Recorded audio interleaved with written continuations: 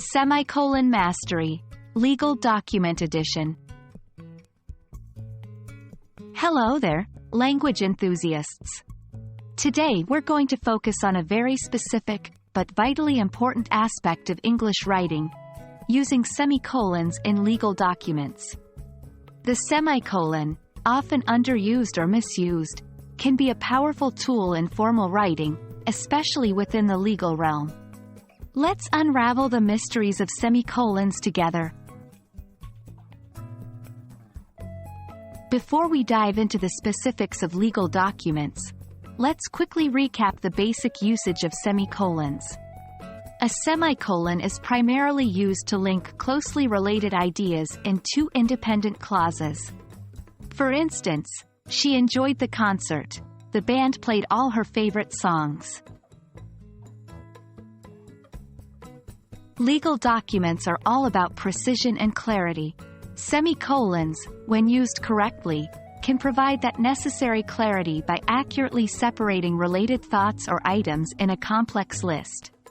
Misuse can lead to ambiguity, and in the legal world, ambiguity can have serious consequences.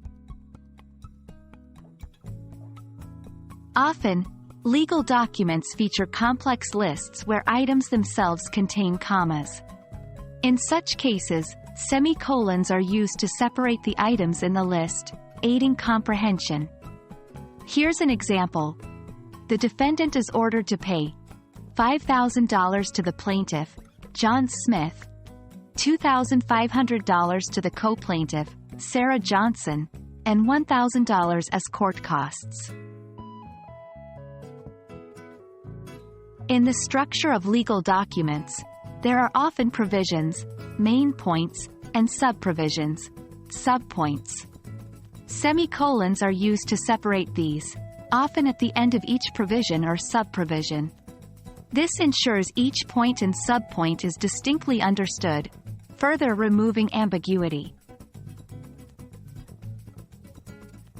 With that, we've reached the end of our session on semicolons in legal documents.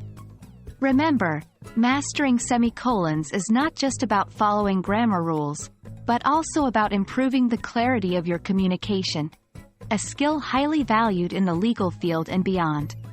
So, keep practicing. Until next time, keep learning and stay curious.